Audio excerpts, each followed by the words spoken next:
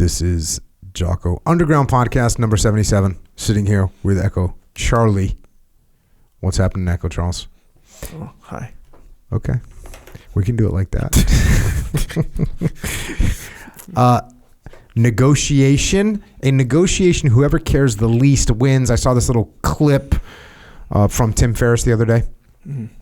And that is a true statement, right? When you're in negotiation, if you don't really care, you have leverage because you're not concerned. Well, I was buying a car many moons ago. My uncle, both my uncles. Actually, I have two uncles. They're both car salesmen. They're retired now. Mm-hmm. But I was buying this car, and I called one of my uncles, and I said, "Hey, here's what's going on. Here's the car. Here's the package that it comes with and whatever." And I told him what the price was. And I said, what do you think? And he says, "It's not a hateful price." And I said, "Okay, well, what does that mean? What should I do?" And he goes, "Walk away. They'll call you." Mm. And I said, "Well, I kind of like this car." He goes, "Walk away. They'll call you." I said, "All right." So I walked away. They called. Yep. Cool. They adjusted their figures. Why? Because I acted like I didn't care. And they did. They want to sell that car. So, this is one of the reasons I can't really go shopping for big ticket items with my wife. Yeah. Because she'll just walk up, look at a car or look at a house and just be like, "Oh, I love this." No. She's better now. You trained her? Yeah. We didn't train her. She's not a dog, but we have discussed protocols when looking at properties or when looking at big ticket items, right? Yeah. So that being said, a long time ago, you and I talked about something that's kind of the opposite of that.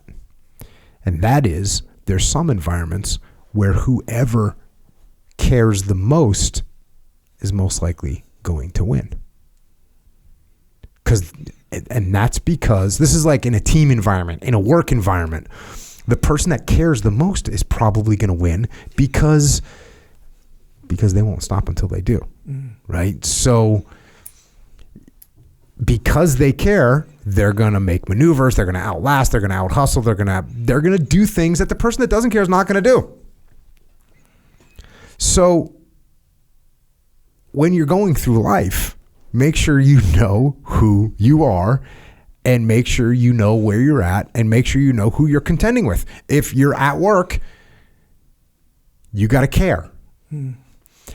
If you're in negotiation, you better not care. And it's important to know what you're up against, right? Know who you're up against. In your negotiating with someone, you got to understand how much they care about the thing. And then you know what you're dealing with. Because if they don't care, then you got to understand that. You don't have much leverage. If you're at work, how much do they care? Do they care more than you? Are they willing to go the distance? Because you might be wasting energy trying to fight somebody that really cares and they're going to win. So you got to understand who you're up against, in what scenario it is, and then you got to address it appropriately. And then on top of that, these ideas kind of collide when it comes to leadership. Because when it comes to leadership, one thing that leaders mess up is they care too much about the wrong things. So they care too much about things that they shouldn't be caring about. They don't care enough about things that they should. One thing that generally leaders care too much about is they care too much about their own ideas. They care too much about their own thing, their own idea, the plan that they came up with. They care too much about that. They also care too much when you're in a leadership position about who gets the credit, right? About who said more in the meeting, right? These are things that people in leadership perspective, in leadership positions, they care about, and they shouldn't freaking care about those things. Leaders sometimes care too much about themselves and how this impacts them. When what leaders should really care about isn't who gets the credit, isn't whose idea it is, isn't who said more in the meeting. What they should really care about, obviously, is their people. Because if you take care of your people will take care of you. So let's think about that. The way caring impacts different situations, leadership situations, team situations, negotiation situations. Just think about it. Know yourself. Know your level of care. Know what you're caring about. Know your teammate, your opponent, your counter in negotiation, and know where they're at and what they care about. Yeah, I caught that Tim Ferriss clip as well. Oh, you that did? was good. Yep. Yeah, it's almost like whoever cares the most is going to spend the most, right? Oh, for sure. Essentially. And I don't mean spend necessarily just money. I mean, they're going to give out or they're going to expend the most, Yes, if they are. care, because they care, So negotiation, it works against you. Yeah. Because negotiation, usually you want to get the most, not expend the most. Mm-hmm. So, yeah, that makes sense. Yeah, that was a good clip, I thought. There you go. But as soon as I saw it, I thought about that conversation we had on a long podcast a long time ago. Yeah. There were some things in the military that I cared about, and it would take a while, but we'd end up with a W. The W. Your uncle's a car dealer. Car salesman. They're retired now. So, but they got all the inside tips or what? Yeah, I mean, I'm sure there's new age stuff. There was new age stuff, but it was kind of nice to have them on my side back in the Burke. When was that? Like my entire adult life. No, that particular situation was the 90s, the late 90s. Okay. Yeah. So last encounter I had with the car salesman, I knew the tips. And my wife, she's down for the cause. Worse than me. Oh yeah, she's the kind where like the opposite of your wife. I mean, she'll go in just knowing cold. Like nobody. Probably her dad, my father-in-law, is freaking hardcore as far as negotiation, that kind of stuff. So anyway, so she's like that too. We go in, and I knew all the tactics. Well, most of them anyway. I looked them up. We knew that.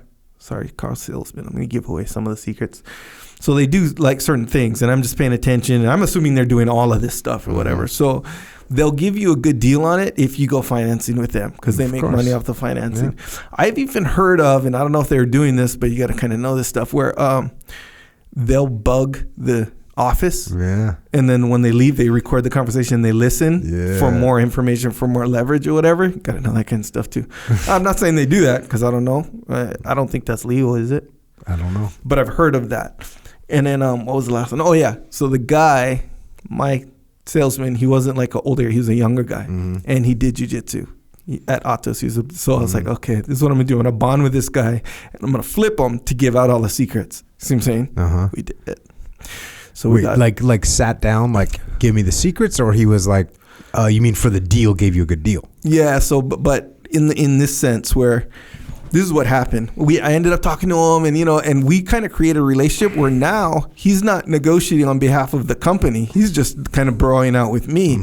So he's like, he even said, and he had his like mask on. This was back in the day where he had to wear masks, and he like totally like takes off his mask. He's like, hey, they make their money on the giving up all the goods. They make their money on the financing. So you just got to this and that, and let me do this. And he's like doing all this stuff. He didn't have that much power. He's like, but let me tell my manager this and that, and then we ended up getting a good deal. There you go. Yeah, there's definitely some tactics and counter tactics. The funny thing is, like here in San Diego back in the day, there's an area, mile of cars. Yeah, that's where I got my first car in San Diego. Yeah, so those guys are like sharks down there. They're looking for those young military dudes. Bro. You know what I'm saying? Like, I remember I'd go to look for a car, and like I was kind of read in on the game because of my uncles. So, but you'd walk on that lot, and they would be on you, bro. On you. Yeah. Like ready to make a deal. Yeah. Ready to make a deal. And back in those days, I mean, they're like, hey, what kind of payment do you want? They don't care. They're just ready to.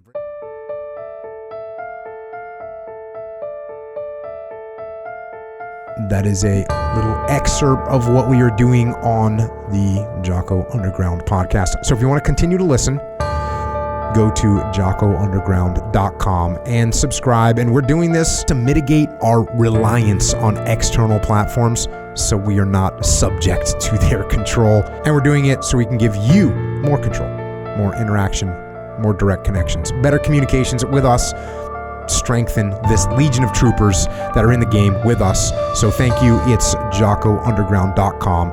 It costs $8.18 a month. And if you can't afford to support us, we can still support you. Just email assistance@JockoUnderground.com and we'll get you taken care of. Until then, we will see you mobilized underground.